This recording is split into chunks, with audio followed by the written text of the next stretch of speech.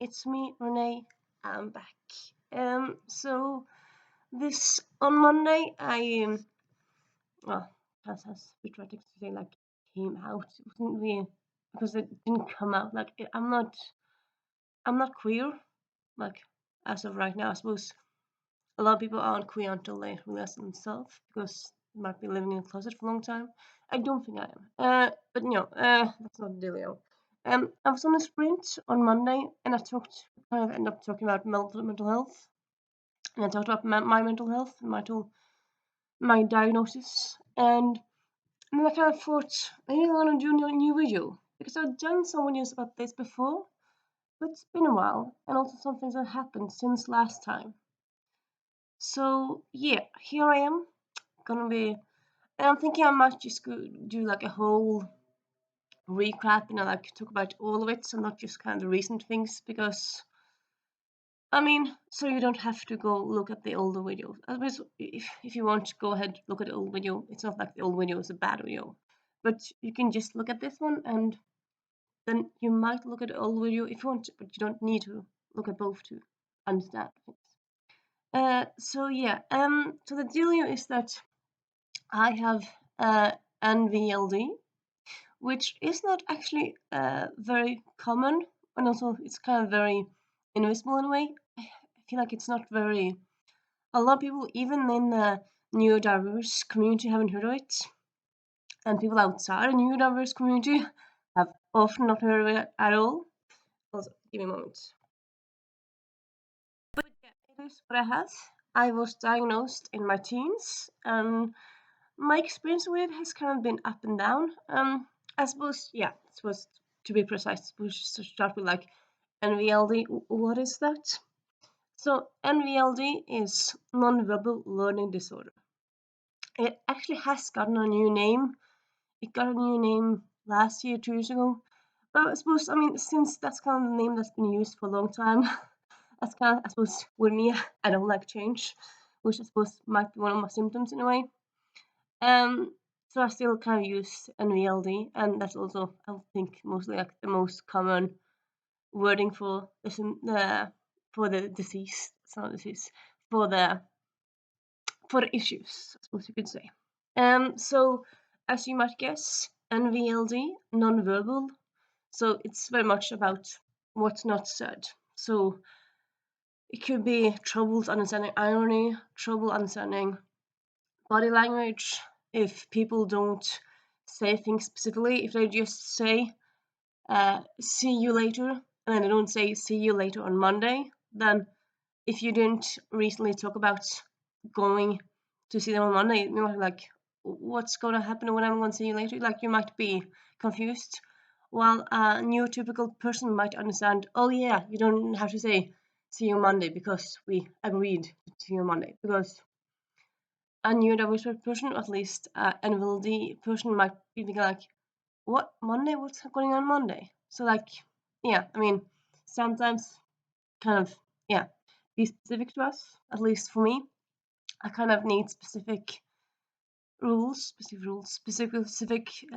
messages, for example. So like if you're, I suppose a good example that I've kind of made for myself, but I feel like that's kind of something that happened to me, is people might say, could you clean before, can you just clean today? And then I don't clean until like half an hour before I go, and I'm like, why did you wait? And I'm like, you didn't say I should do it straight away. And then maybe I'll clean in the kitchen instead of the living room. And they're like, why are you cleaning the kitchen? And I'm saying, because it's dirty here. And they say like, what? No, I meant you were gonna clean in the living room. But to me, as a normal person, like, I might not get that you meant the living room unless you say, could you clean your living room by 2 o'clock? Like, the person giving me the message might be thinking like, why would I say by 2 o'clock? Of course it's 2 o'clock. I kind of feel, in a way, it's kind of like the meme. And I also kind of feel a bit slightly mad.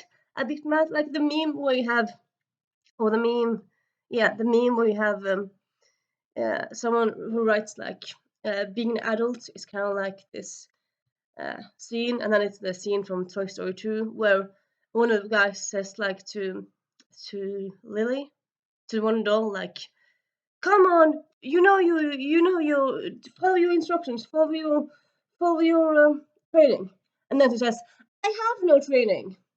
And so he's like, yeah, kind of feels like you're supposed to just live in a neurotypical world, live in a world and do things. And people like just kind of assume you know stuff, understand stuff. And it's like, I don't understand. I feel like there's a lot of times I feel like people say like this and this and this, and they get mad at you for doing something wrong when they weren't explicit, or they didn't they just implied it. They weren't specific about what they meant. And yeah, so that's an issue, I would say. So yeah, to me, NVLD means kind of clear messages. It also kind of means that I don't always understand. Like if I'm getting a task, I need some time to learn it, right? Like, so I need, if I'm going to do something, it takes me often like maybe 10 times before I do it correctly. And if I like, if I'm going to do something, and I learn something, and then after a while I get taught to like to do a new thing, where they said, yeah, you can just understand what you're going to do, and then don't give me instructions. Like, no, but this is something different. So like I feel like some people, neurotypical persons, probably most likely they kind of probably learn stuff and do stuff quickly, and they take new things and no worries. But with me, like sometimes, like for example, someone could say, no, don't do it like that way because blah blah blah, and I don't do it like that way. But then turns out instead of doing it, or well, I do it right in that way, but I do it wrong in those ways. So also kind of feels in a way like that like that parade like that parade not parade that carnival game where you're just kind of always hitting the heads are going up and you're supposed to hit the head, and then if you hit one head there's a new head coming up. So like I've had often, but I felt like sometimes I felt like I managed one task, and like people say like, oh, you're doing it wrong, and then I managed to fix it wrong, and then I get a new evaluation where they say, no, you're doing it right that way, but wrong in that way. Why can't you do things right? It's like, I did, but I mean, yeah, it kind of feels like there's always something new that I'm doing wrong. So yeah. Also, like one of the things with NVLD, at least, yeah, one of the things with NVLD is that we are often like very good orally. We might be very good expressing ourselves orally, like with words. But at least with me, like if I'm gonna write something down, I might often just like in school. I often got told that I often had way too long text or way too short text, like to be precise, to have like to use precise words in a precise amount of time. It's kind of difficult, like getting to a point, not to like getting to a point quickly. It's kind of a bit difficult, I would say. So that's been the issue. And then I mean, I don't have dyslexia because that's not like I can read. I mean, obviously I can. Well, people with dyslexia also have different variations and stuff. But with me, like often, uh, I have no issues reading. Like that's not really a problem. But I might like even both in Norwegian and English. I have a written grammar mistakes all the time that I can never see myself. Like people, my friends say like, "Oh, that's not wrong," but I can never learn those. Give me a minute. I'm just gonna go there and there and there. Yeah. So yeah, like I kind of feel like there's some grammar mistakes that I should have learned by now, but I can never quite understand them and quite learn them. So yeah. Um like sometimes like when I've been student stuff, I feel like I've written a good text, and then I always have people like read over like to give me tips and stuff, and they say like, no, there's a wrong mistake here, here, and here, and I'm like, is it? And I have to read two, three, four times, and like I don't see it. And then when people see like say like, it's in the number 2 sentence and say like it's in this word. And then I say, oh yeah, there's a problem with that word. But often I don't really see the mistake myself really. It's like, I don't know, I have 2 nice goggles with my own writing. I don't know. I don't really see that. So I suppose in a way I have slight dyslexia. Well, I can't really say it's dyslexia, but yeah, I mix like stuff up and things like that. And like for example, in Norwegian, I have always been, but that's not just me. But I've always been very bad at the English word for it. Not the full stop, but the almost full stop. Yeah. Anyway, yeah, grammar in Norwegian has also been kind of yeah. But yeah, I mean, I suppose it's kind of a reason why I'm doing a. For me, that's kind of mostly why I'm doing BookTube and not a book blog. Though I feel like book blogs aren't that big anymore, but they still exist, I suppose, now and then. Because like book blog, you would have to write stuff down, and I suppose I would kind of always be like a bit sensitive about writing stuff right and stuff.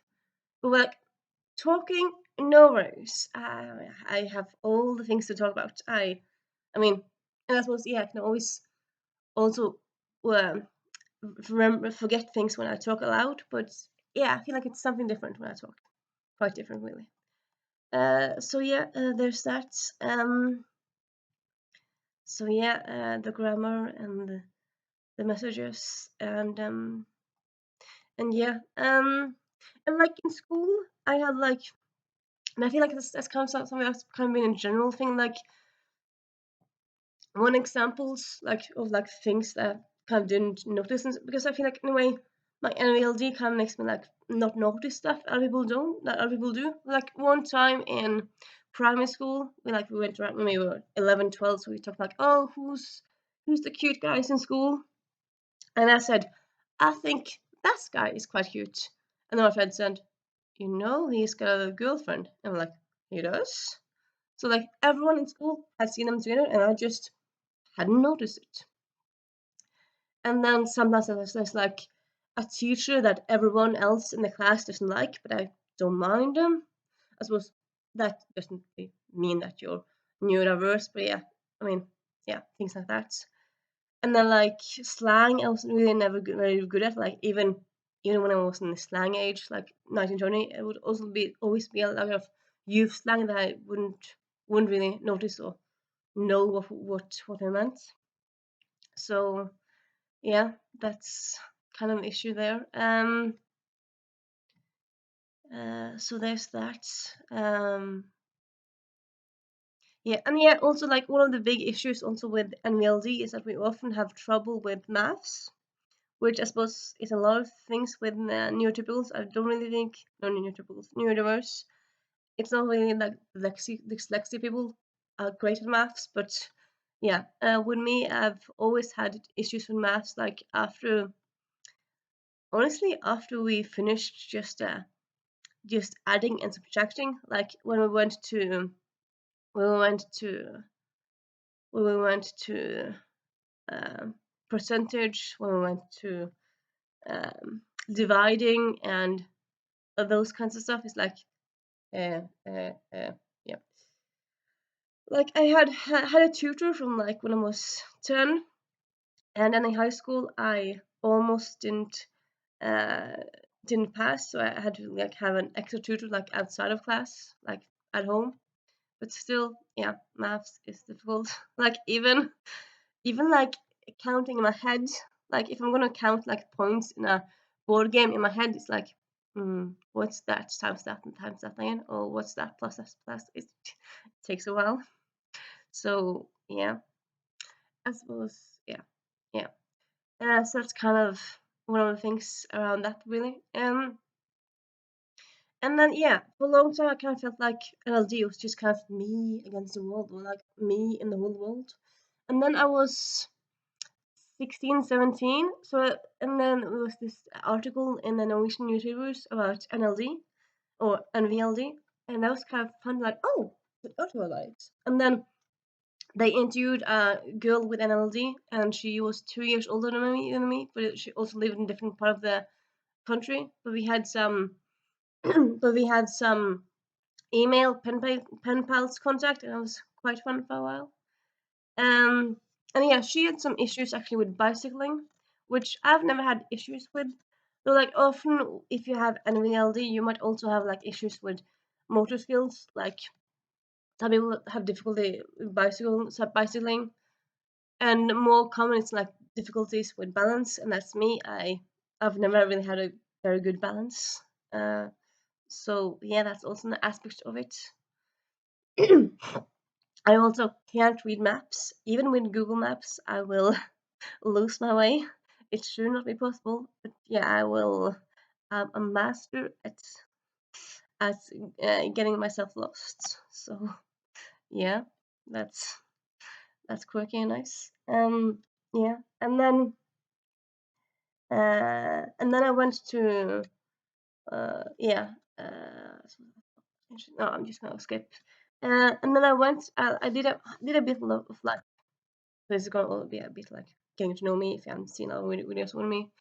And then I like after high school, I did 1 year of like a Norwegian school thingy where you don't really have exams, but it's kind of like going deep into a thing, into a course or thingy.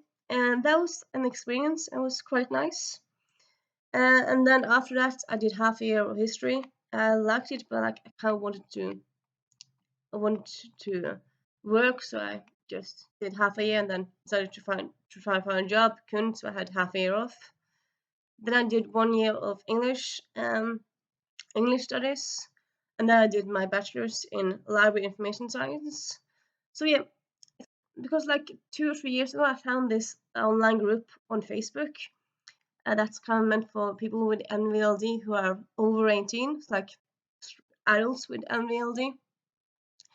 And there's also kind of this sometimes mention of this group in US, the NVLD project, which is actually kind of big. I believe like NVLD is kind of actually quite big in the US. It's probably not like still not known. Like I feel like it's never really known anywhere in the world, but I suppose it's kind of it's a bit bigger than it's other places, at least in Norway. Like in Norway, we have a Facebook group for NLD people or NVLD people, but we're like just 200 people, so not that big at all, really. I do kind of think it a lot of us could be like undiagnosed because it's like even my current doctor didn't know about it before I told him that it's a thing. So yeah, uh, but like yeah, I've seen like some people talk about how they have NVLD and they like struggle very much in school and like they struggle like they have tried to go to university and they can't do it and stuff. With me, going to university wasn't really that big of a struggle. Though I suppose again, as you will have always, like what is NVLD and what is like you? Because people with different diagnoses aren't just diagnosis, they're like other parts of themselves as well. Like my parents are academics, so that's probably I mean often you hear about like people with academic parents often do it good themselves in school. And yeah, though I say I've never had just A's, but I would say like except like maths and science, like most of my grades has been great, but like those two grades have been lower, but otherwise it's been better grades. So like I always been great at languages, Norwegian, English, Spanish after a while, and yeah. But yeah, so yeah, some people talk about like they want to go to university, but they can't. Really, how would you do it? And I'm like, how would you do it? Is it that difficult? So I suppose it might also depend like what university people go to, like how what they expect of you as a student in a college in the US in Miami or whatever than it is in Norway. I suppose if the expectations are quite different, then it might be very difficult. But yeah, I did yeah. Like with me, it wasn't very difficult or wasn't very yeah. I did finish university. Like I did have to redo one exam. But like in Norway, redoing one exam is not really that uncommon. A lot of people have like some mistakes in an exam, and you get to take the exam several times again if you fail it. So that's not really not a big deal in a way, like in the big sense. But then after I went finished study, I of course wanted to get a job, and then first I did like just a normal applying for jobs, and for a while I never got any any any feedback callbacks. And I thought, okay, maybe I can take like a class and like something. And then here in Norway, that's probably something you do everywhere, but like I suppose more prevalent in Norway, you have a welfare system, and because oil money and stuff. And in that welfare system, you have like the work, uh, the job office, I suppose you could call it in a way, or like it's kind of lots of things in one. But one of the aspects is job office, where they help people who are unemployed to get jobs. So I have kind of had some help from there, and then I remember distinctly one meeting I had like in 2020. It was probably like I think it was like probably February 2020. So it's no, maybe it was 2019. Yeah, I think maybe it's 2019. And I had like I talked to one of the people, and then I had another meeting, and then I said like, yes, well, you seem like a nice person, and you know a lot about books, and you're just a happy person, and you just have a good humor and good presence about yourself, and you think you'll get a job in no worries, no time. And then like uh, this many years later, like 4 years later, now unemployed and probably will be unemployed forever. But I suppose, I mean, it's good that I give a good person. But like then after a while, because like in the beginning I didn't actually do like a course in like getting jobs. So we did like a course in writing job applications, stuff like that. And I kind of felt like a lot of the things we learned was like, this is things I already know. Like, at least for me, my experience has been like we had like tips about writing Java applications. We did that in high school. We did it in middle school. I've done some sort of like tips courses during university. So I feel like a lot of it's like I can use this. Like when you're writing an application, write why you're important for write why you're right for a job. Write a bit about what makes you unique. Like, yeah, this seems kind of obvious. But I suppose in a way, like the course, I feel like it kind of meant for people who are kind of less less lucky than me. Yeah, they were kind of people who had dropped out of high school and whatnot, and I finished high school and all that. So it was a lot of things that they probably didn't know that I was like, yeah, I know this. Um, and yeah, and then but then after that, I end up getting, because like this job office place, they could also give you like kind of, they can also give you opportunities for like internships where you get placement in a place, and you don't get a salary from them, but you give them your time and your time and your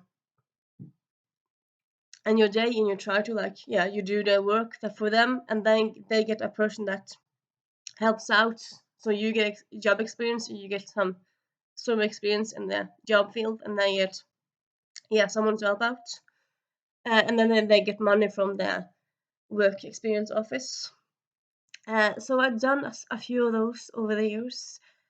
The first one I did was that, the first one I did actually was with a big library in the town, in like the town way of in town, and I love that. I was actually there for like half a year, and like in the beginning I did some mistakes, but I felt like we kind of, and like during the time there I did had some evaluation meetings, and we talked through it, and I felt like I kind of worked out the mistakes and whatnot, and I felt like all in all it was a great experience to be there.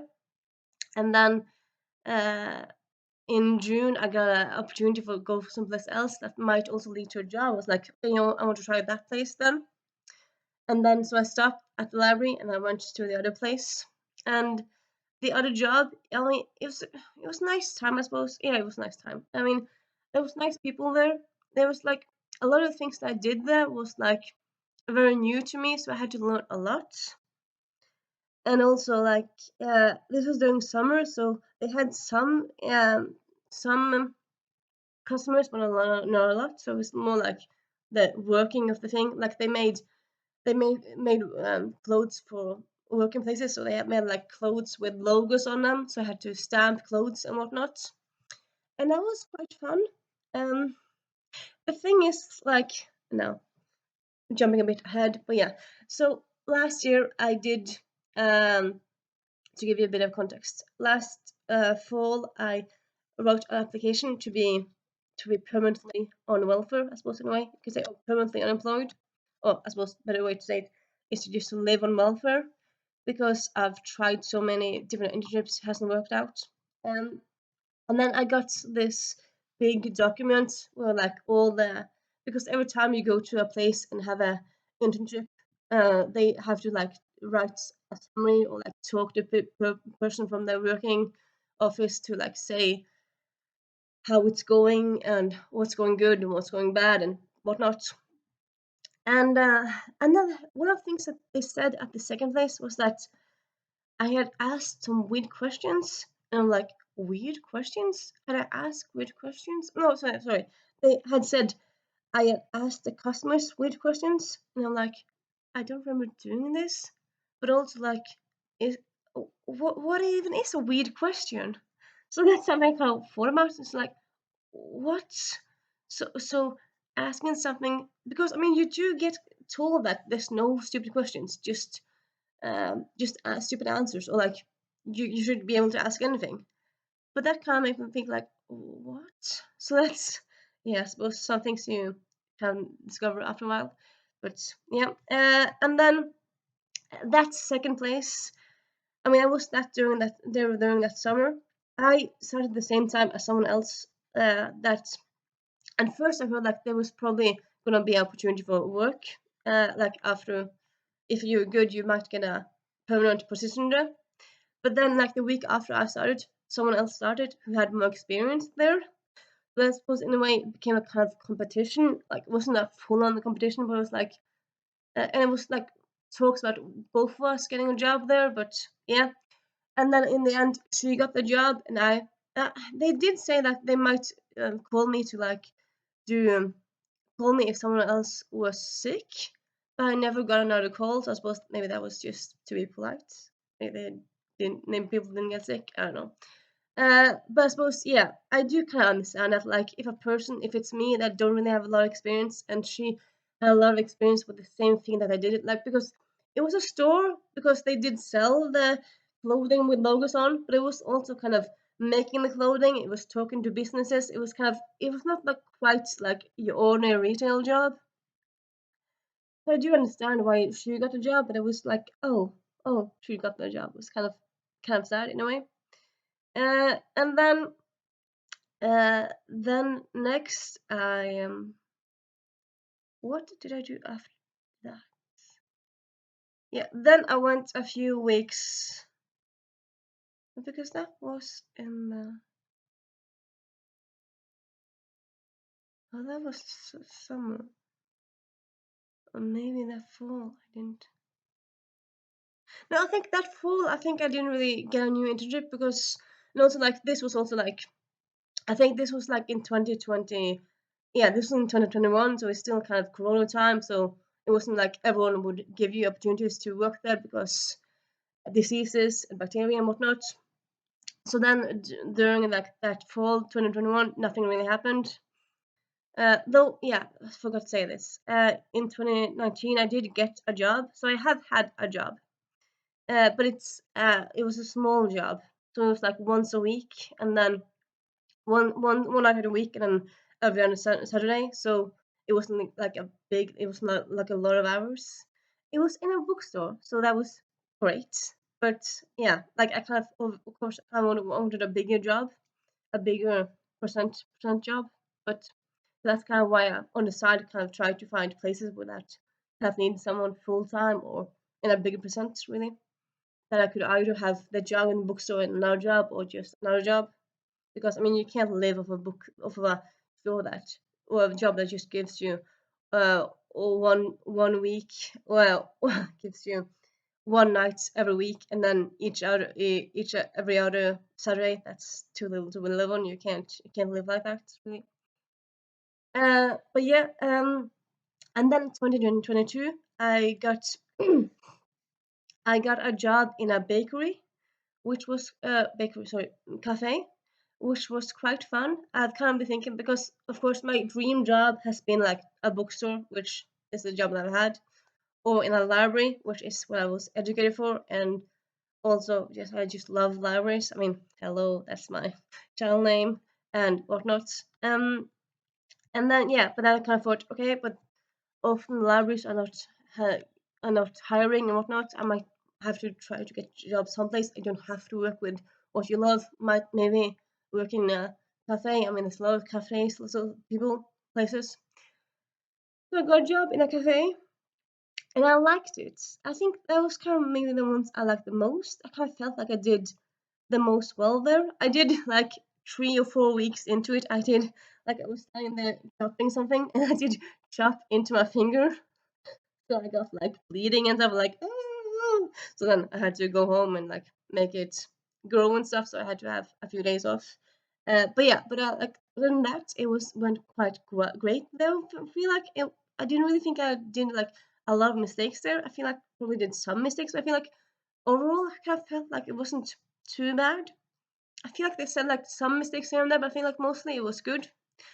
The thing there that was that the other people who worked there were people who worked there for a long time, or there were people who knew like they had friends who were friends with people who worked there, or like there were people who were from the place that the cafe was in. So like they had like during lunches they like did a lot of talking with each other, and they talked about things that I knew about and stuff. And I'm like, I don't know any of these people. Oh, I don't know that school that you're talking about. I don't know that chaos that you're talking about. That's so cool. So I was like, I wasn't bullied, but I suppose I wasn't really included in the workspace, and that was not nice, really. But yeah, I suppose there was me and one other waitress who didn't really fit in, but she kind of slightly fit in because you knew about some of the food technology and stuff, and she kind of and she lived close to the cafe. I had to commute to the cafe, so I wasn't really part of the community and whatnot. But yeah, that did end after a while because just simply like they didn't really have a job for me. It's like if you're gonna be an intern one place, it's gonna be nice to have an opportunity like to experience, but to be there forever, if there's not gonna be a job at the end of it, that's kind of stupid because you should just go to a place where you know there's gonna be a job at the end of the time there, really. Because if you're just there, just working and not getting any money and just for experience, uh, after a while that kind of becomes like a slave thing because I mean you kind of get exploited in that way because if you don't get a job at the end of it, it's just kind of I mean, you should be a place where you know there's a job opportunity at the end of it, really, because or else, yeah. So then after that, I was lucky to get another internship in a library, and this one was actually close to a cafe, so that's kind of interesting. Uh, and this one, for some reason, because usually when I'm done internships, I've done 4 days a week because I've had a lot of time. Like I don't have a job. I don't have kids or husband. I don't like have a big job that I need to go to. So like I have a lot of time to do internships. Uh, so like when I ask you in like in these internships interviews like how often do you want to come here? How often can you come here? And I always say like 4 times a week or as long like 3 times a week. And they say, oh yeah, cool, let's do that. This place, which was actually now 2 years ago, time flies, but yeah, it was fall 2022. They actually didn't really have time for me to be there all the week, which I suppose, I mean, that's fine. Not everyone has that. Uh, but they gave me a choice of, they said, like, you can come in every Thursday and Friday for a few weeks. And I said, yeah, that's cool. And then after a while, you can get more days. And I was like, yeah, that's nice. I mean, you can just start slow and then do more after a while. And that's, I mean, I didn't have a real problem with that. I said yes to that. And then because I already planned before getting internship, I already planned to go on a vacation. So I said like, and yeah, so I already said like from the start that in this date I'm gonna have to be away because I'm going on vacation. It's been planned, so I can't work that days." And she said, "No, it's fine, it's fine." I mean, if you don't know that you're gonna have an internship, you can't really plan where you're gonna go if you're gonna go if you don't know about it. So yeah. Uh, but yeah, so I did go there like I think it was like no, it was 3 or 4 weeks. But it was I suppose in more reality it was kind of 1 week because it was just 2 days 1 week, 2 days next week, 2 days a third week. Maybe it was a fourth week. It was 3 or 4 weeks that I just went 2 days. I went on vacation. I came back. I had a talk with my guidance counselor in the work office, and she said, "How was vacation? Nice. Yeah. I have something to tell you. Well, they don't want you back." But the people in the library, they were not happy with how I was doing. Instead of giving me another chance, instead of giving me better, uh, better, better help and better uh, training, better education in the job, they just thought, "No, she's not doing a good enough job. We can't do it."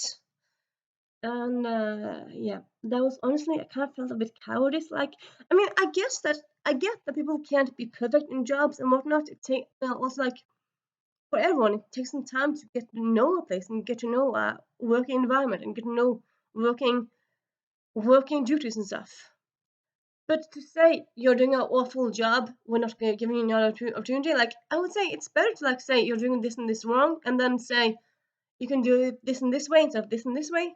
But just saying that you're doing it wrong and then saying no, we don't want you back. Honestly, I think it's just cowardice. So that started kind of making me kind of kind of making me lose a bit faith in the working environment or working life, really, because like, why? It's just so cowardice and stupid, and yeah, it was not a good experience.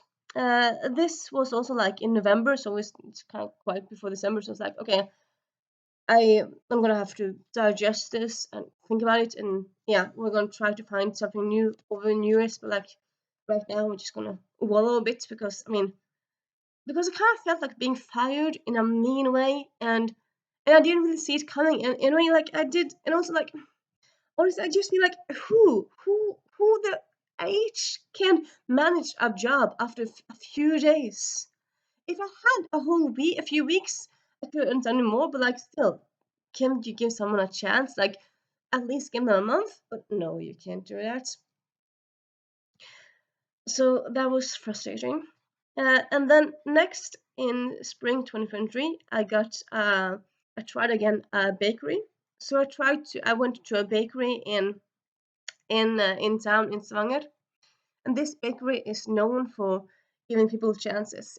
They give jobs to people who've had troubles with alcoholism, troubles with drugs, troubles with maybe they had cancer and they haven't been in a working life for a while, and then they kind of want to get back to job. Like, yeah, people who haven't really been in a stable job all the time. So it was, I suppose, in a way, kind of geared towards people like me, people who didn't have a perfect resume.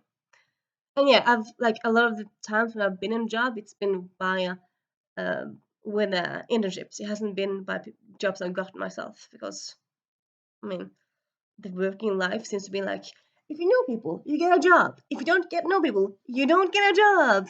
And an experience, you get a job. But you got a job, you get experience, and yeah, kind of madness that way, really. Um, but yeah, so I went to work for a bakery, and I thought like, okay, this looks like a nice place, a nice opportunity. This is gonna be fun. I liked people who worked there, the other colleagues. They were quite nice. We had a good working relationship. I did some mistakes here and there, but I felt like I was given an opportunity to correct the mistakes. But yeah, the thing here, like in the beginning, I went to because this bakery it had like 2 or 3 bakery that the same baker owned, like bakery slash cafe. Uh, and then in the beginning, it was me and 2 coworkers in a kind of small cafe shop. It was from January till like April, like around Easter, and then that one had to close down because of reasons. And then us, the workers, had to go to another place that was kind of much more customers. So we went from having like 5 customers in the whole day to have like 5 customers in half an hour.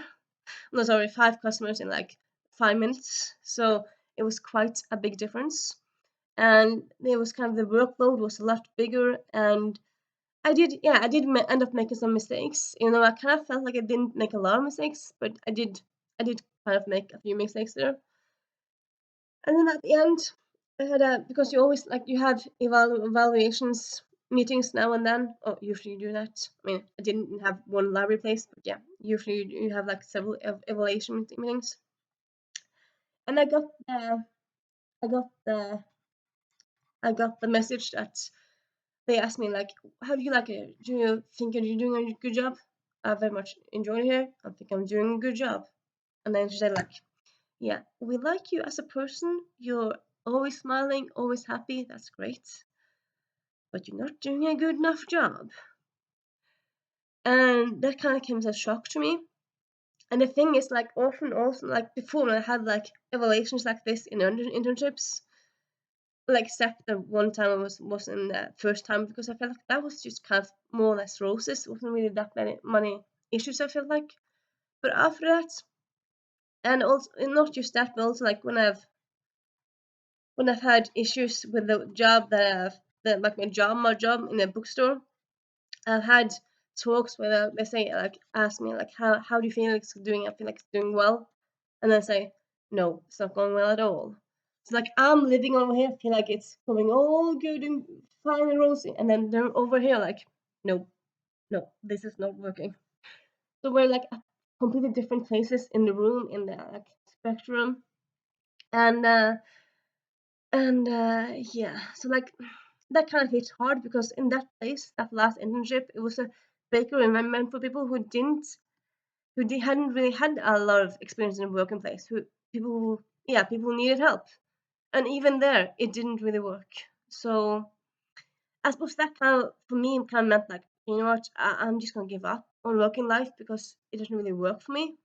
Working life doesn't work, but yeah. So sometimes I'm like, people talking about like how difficult it is to be in a job having ADHD, or being a job and having autism, and like, you manage jobs.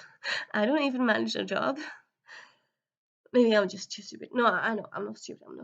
But it's kind of an issue there, really. But I suppose also, happily, I live in Norway. We have the oil money, so like people who can't work will get money. We won't be rich, but we will get some money every month. So there's a system for that. And then, yeah, in a few weeks I'll kind of know how much money I'll get and stuff. But I have some money until then. But yeah, so I kind of discovered, like, with me with the NVLD, the thing that I need predictability. I need routines. I need to have time to do stuff. I can't really do things like, I either have to do a thing slow and right, or it's quick but wrong. I can't do it quick and effective, because quick and right, because then there'll also always pretty much always be a few mistakes here and there. And then, so yeah, those things, but I also kind of need not to be stressed, because even though I tried, like, not like stress stop me and stuff, but like, even if I get stressed, like once I get stressed, it'll just kind of make things worse. So de-stressing helps a bit, but doesn't really help. And yeah, and then there's also the thing of like, I kind of like having like 2 or 3 things to do, not like having, not multitasking, not doing 1,000 things in one day, but like having 2 or 3 things that I repeat over and over again. I've kind of discovered that there's no really, honestly, at least in my head, there doesn't really seem to be like a perfect place to work with for me, because either either you have a place where you just do 2 or 3 things, but it's just you don't have any coworkers, and so no one can check or if you're doing it right. You can ask people around you, and the work might be unpredictable, or you will have coworkers, but it's a lot of tasks every hour, and there's different elements like people, customers. There's things that's suddenly you have to do this. I mean, things are always changing. So yeah, I mean, yeah. So that's kind of how it is for me, really, at the moment. And yeah, uh, most of the I'm kind of come to terms with it, because I suppose, like, in a way, I could maybe have tried another internship. I could have tried to keep on applying for jobs, but when it's always ended badly, I'm like, I don't really have any faith in it anymore. Like, how much I'm going to try something when it never works? I mean, that's kind of the way to madness, really. It doesn't work.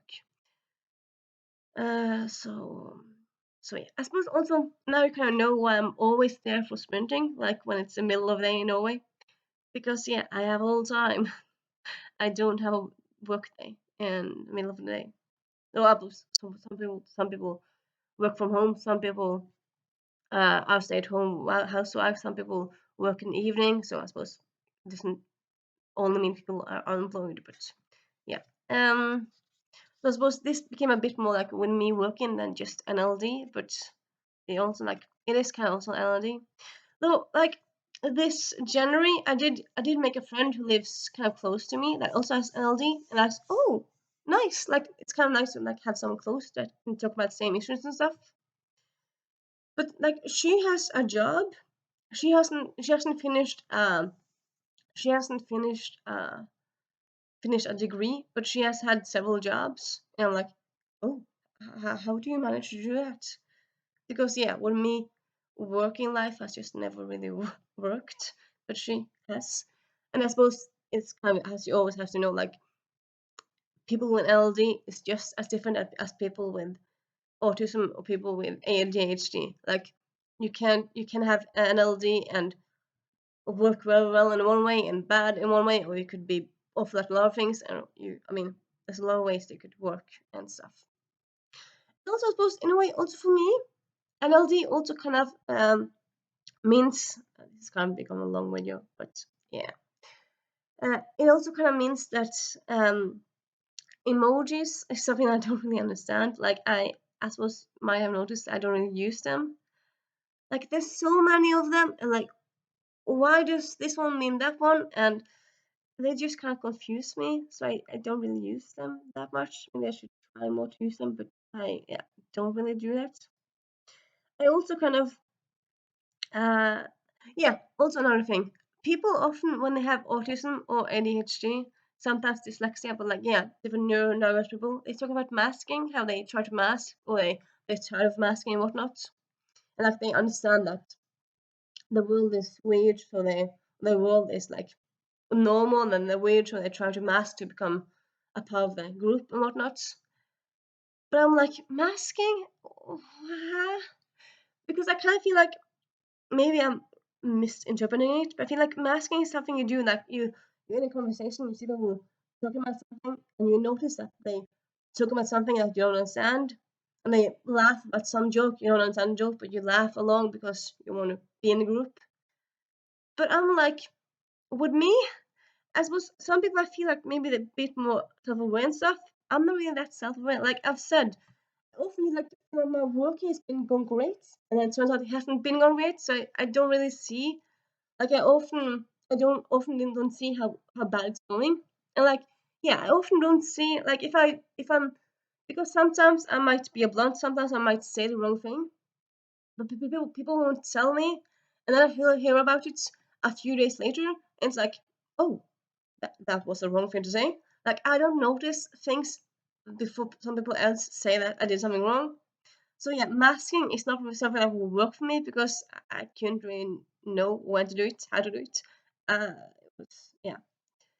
So I suppose maybe that makes me also weird, extra weird. I don't know. Yeah, that's been a lot of talking. You know what? I have a few more things I want to talk about. A few more things I want to say. like for example, with me also like NLD kind of also goes into like the language. Even though I'm good with language, I'm also like it's important how you use language, and like that you know that people will understand what you're saying, that you mean the same thing. So last year, 2 years ago, no, I think it was last year. No, actually, yeah, actually, kind of maybe 2 years ago now. Yeah, around some time ago. It wasn't like far in the past, but it was a bit in the past. Yeah, so me and a friend of mine, I'm not gonna say her name because maybe she stumbles across this, or I don't need to say her name, but yeah, me and a friend of mine, we go to a pub quiz each other week, and that's quite fun. But we don't really know that many people who quiz, sadly, other than us. So we bring with us. I often have my mom on the quiz team, and she has her dad. So I suppose it's kind of a multi-generational thing, but that's how it's become. Then one week we went to this quiz. I came a bit late, and my friend said, "Yeah, she had bought two extra. She had bought an extra beer." And I'm like, "Oh, you bought an extra beer? Oh, okay, that's not bad." Yeah, she wanted to try this beer, and she was supposed to order one, and she ordered two by mistakes. And I'm pretty sure she had like two by mistakes. And then I mean, suppose it's kind of difficult to know what exactly is right in this story and whatnot. But from my recollection of it, the bottle of beer was kind of sitting more or less in the middle of the table. It was anyway. It wasn't like towards someone. I remember it being in the middle. She said, "I bought an extra beer," and to me that meant that an extra. She's not going to use all the beers. She'd bought too many. She bought them, and since it's beer, she didn't kind of want to give it back. I know. I mean, I suppose maybe she could have said to the waitress she didn't want both. But yeah, she said an extra. So I thought, okay, so not one then you're not going to use. So I thought, okay, it's an extra. You know what? I'm open for things. I might try this interesting beer. So I took it, started sipping it, right? And then thinking it wasn't that good, but I just thought, yeah, I might just finish it. I don't quite remember if I finished it or whatnot. I did take a few sips from it. I do remember that. And then I, I noticed a bit like people around me were like, "Oh, you're trying the beer?" And I said, "Yeah, why not?" And I don't really remember there being like that big of a issue there. There might be a bit more. Maybe there was a bit more reaction there. As I said, it's been a little while now. But yeah, that's kind of more or less it. Like mostly we just kind of went on like after a few minutes that we started and we just focused on the quiz. And then I come home after the quiz. My friend calls me and said, like, you need to pay me for the beer. And I'm like, pay you for the beer? And she said, yes, that wasn't your beer. So she started yelling at me and saying, like, no, that was my dad's beer. Yes, he was supposed to just get one beer, but it turned out to two. And then she thought he might have one beer during the first quiz round, one beer during the second.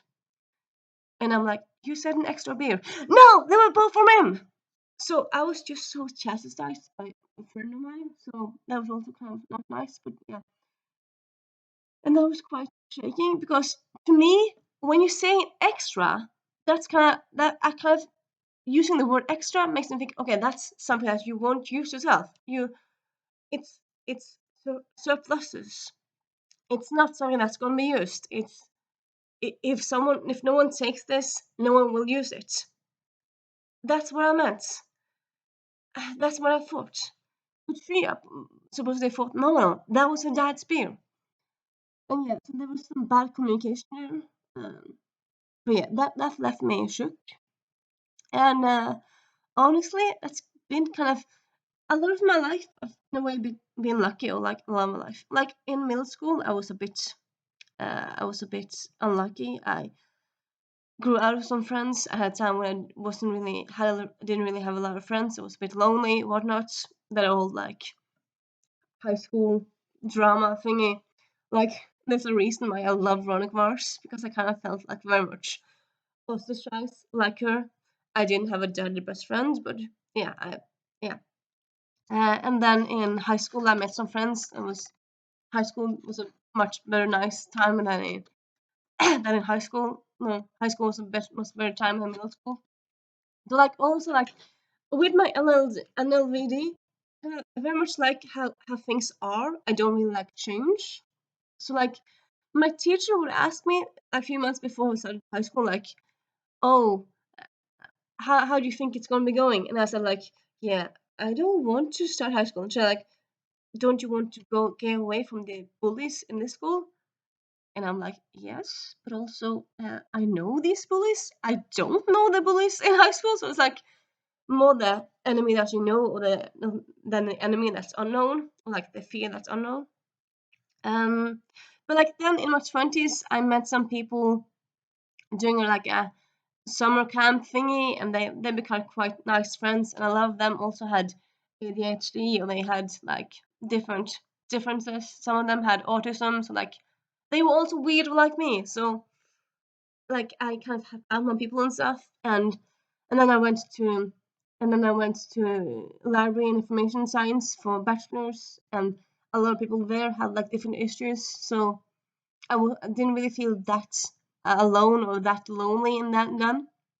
But then these last few years, sometimes when I kind of try to make new friends and stuff, and I've said things, I feel like I said things that's just fine, and people might then they're like, "What?" Like give me the side eye, or might give me say like, why do you say that?" Or "Why are you so mean?" Or they might like say a few days afterwards, "Why are you mean?" And I'm like, "I'm not mean." So I suppose this is kind of giving me honestly a bit of fear from neurotypical people, because the people I've gotten along best with that haven't really bullied me has been people who has autism or ADHD, or people who have like issues. So yeah, yes, that's kind of the thing. Though on a happier note, like this last year, more or less, I've gone like a few more friends, and I met a friend in January that also has autism. So, and she feels very safe. She doesn't like make me feel small or stuff. So yeah, I would say now I'm in a much better place friend-wise than I've been in the past. But yeah, it's been a difficult road. It's been a difficult road. Also, yeah, big deal. But yeah, I'm gonna mention one last thing also. Like with me, the NLD also makes like flirting is like, what is flirting? I don't really understand what it is. Like with Joey and friends, he has like pickup lines. You can understand those. Like sometimes people say like flirting is when you say people, "Oh, you look nice, you have nice hair." Like, so if I mention people looking like they're nice today, like they have a nice hat, they will think I'm flirting with them, because I like giving people compliments. But to me, that doesn't make it mean it's flirting. If people say that I look good, I have a nice jacket on, I won't think that they're flirting with me. But maybe, like, yeah, what is flirting? So that's kind of yeah, I don't understand flirting. So that's also I haven't really had like a big, strong, long love life really, or hasn't really been existent at all really. I've read quite a lot of romance books now. My own romance life hasn't really been that much to talk about at all really. But yeah, I don't know. It's yeah, became like a hour long thingy, and not just an NVLD thingy. But yeah, um, I suppose if you have any questions about NVLD, if you have something you want me to talk more about, I might just answer you in the comments, or I might maybe I'll do a new video. Maybe I'll do like, yeah, but you could just do like I could do like an NVLD Q&A if you want to do that. If you want some questions specifically about that, and maybe you can ask me similarities or symptoms, official symptoms or whatnot. Yeah, I don't know what you want to ask me. And you know what? I know it's becoming quite a long video, but at the right end there, I'm gonna do a little more thing. So since this is mainly a booktube channel. Uh, and yeah, I've had books in the back, talk a bit about library and stuff, but I want to talk a bit about books. So, I mean, as most people, you kind of love it when you see yourself in books. So I loved it when this book came out 2 years ago now. No, actually 3 years ago. Prom Theory, which the main character has NVLD. I didn't love the book. I didn't love the main characters. It kind of felt a bit robotic to me. I kind of feel like sometimes main characters with neurodiverse neurodiversity kind of feel a bit like emotionless, robotic, and it's kind of like kind of iffy. I mean, you can have feelings without like understanding all of them. You could still like you're not a robot if you have autism and whatnot. So that's kind of iffy. But I did quite love that. I mean, it has NVLD in it, and like at the back, it has like resource and stuff for NVLD. So that's quite fun. So the author has a kid that has NVLD, so it doesn't have it herself, but she has this kid who has NVLD, so it's closer. It's not like some random she heard about some time. It's close to her. Yeah, and also like it's just kind of a cute contemporary rom-com if you like rom-com if you're into that kind of stuff. And now I want to show you some other books with NVLD in them. And then just kind of stay with me here because this is gonna be a bit quirky. Well, a bit kooky as I'm always am. But yeah. First we have this book by Hannah James, all about spies traveling around Central America while also trying not to give in to their kissing ideas. They both have NVLD. Then you have this book by Lauren Hamilton. This is all about two people who get stuck during a blackout in London. They have to figure out how they're going to get some food. One of them has autism, one of them has NVLD, and it's just a great time. This book is about um, someone traveling around Scandinavia. They're writing a travel blog for lonely planets, and they fall in love with the nature, but they also fall in love with the locals. And the main character has NVLD. And now you want me like very confused. These books, there's nothing, no books here. What did you? Are you going to put them in edit and you forgot about them? No, I'm not. And you know what that is?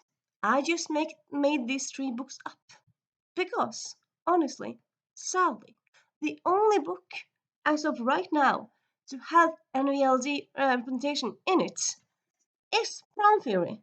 There are no other books. You have non-fiction books, but you don't have any fiction books with NVLD people in it. And honestly, that's quite a shame. I mean, yeah, it's not as big as other autism, as other diagnoses, but still, it is a thing. You don't have to be something that's known by everyone to write about it. And yeah, I suppose if you're a writer, or if you're a reader who wants to read about different experiences, please join me on this journey to just beg publishers to write more NVLD context. And honestly, also I kind of would like kind of a romance anthology with like just people on the spectrum falling in love, because you have like some books now and then, but like sometimes one of them is on the spectrum, the other one is not, and I don't really feel like there's that many of them. I would love like an anthology of that. I think that would just be quite fun and cool. And yeah. So yeah, I mainly read autism books when I want something to be representative of my experience, because that's the closest I get really. But yeah, this came out at an hour and some minutes, and I had thought that maybe I'd end up crying in this video. I didn't, but yeah, I hope you enjoyed this video. I hope you were that you were what's the word again? That you were educated. That you not educated. That you were enlightened. That seemed dramatic, but yeah. I'll talk to you soon. Bye.